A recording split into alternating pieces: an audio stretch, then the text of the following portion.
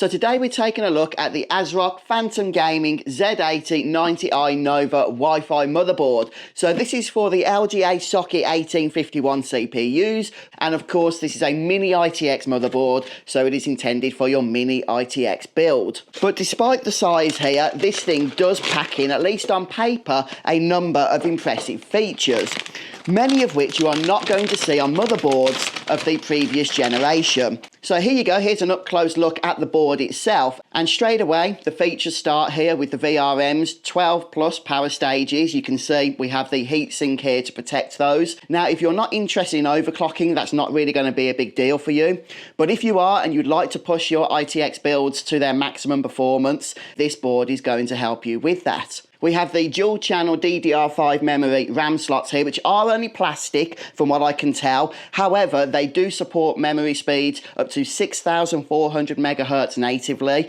and they do allow for overclocking up to nearly 10,000 megahertz. So that is pretty impressive. Now there are only 2 SATA ports here since this is a mini ITX build, but don't worry about that because NVMe storage has you covered here, which we'll get to in a moment. There is also the front panel connector, which is USB 3.2 Gen 2x2. And don't worry, of course we have the typical Type A USB 3 connector port for the front panel as well. And for those that are interested, you do get a couple of addressable LED headers.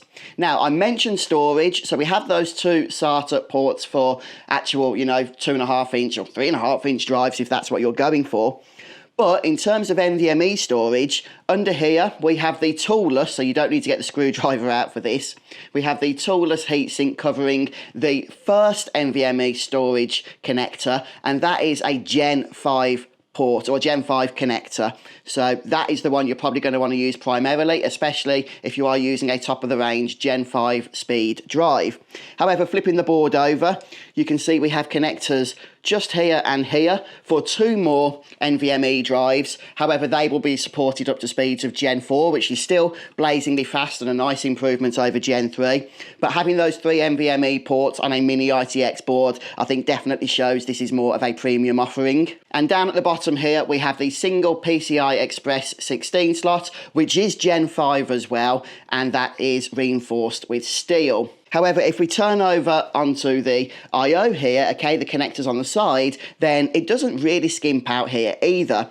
Yes, there's not a huge amount of USB connectivity, which for a mini ITX board is not all that surprising. That's one of the trade-offs you tend to make. But as you can see, there are 6 Type A USB ports, with 2 of those having capabilities of 10 gigabit per second. But what I absolutely love, and I think is kind of the crowning achievement of this board here, up here we have a Thunderbolt 4 USB-C connector. So this is going to support data transfer speeds of up to 40 gigabits per second. Yes, 40. And here's the clincher. We've got a second one. That's also a Thunderbolt 4 port supporting speeds up to 40 gigabits per second. So the fact we've got one of those is pretty neat, but the fact we've got 2 makes this absolutely a fantastic board. Now, because that's Thunderbolt 4, you will be able to also connect to your monitor over those connections that have USB-C connections on the monitor. However, that will only work if you're using integrated graphics from your CPU. So if you have a CPU that doesn't have integrated graphics, then you won't be able to send a video signal over those ports, but you can still use them for their high-speed data transfer. And of course, we get the HDMI 2.1 port as well. In terms of the network connectivity, this board supports Wi-Fi 7. Yes, it supports Bluetooth 5.4. In terms of the Wi-Fi, that Wi-Fi 7 does also utilize the 6 gigahertz bandwidth. Not everybody knows this, but Wi-Fi 7 isn't technically bandwidth dependent, and a lot of brands that are selling stuff that includes Wi-Fi 7 are only doing so over the 2.4 and 5 gigahertz bandwidths, but 6 gigahertz is here as well. Now, in terms of the LAN connector, finally, we are moving on, it seems, from those 2.5 gigabit connectors that we have been stuck with for many years, and now ASRock have included a 5 gigabit LAN connector here. We have very minimal audio jacks included.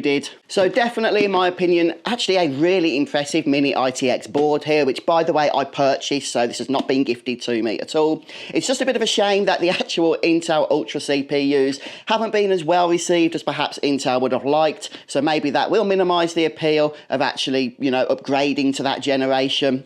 But, you know, when you have motherboards like this, it could put you over the tipping point, as there are a lot of features here that simply are not available on those older generation boards. So folks, hopefully this video helps, but let me know your thoughts on the ASRock Z890i motherboard here. Are you going to be using this in a future build, or what is your favourite feature? But thank you so much for stopping by, and I'll catch you next time.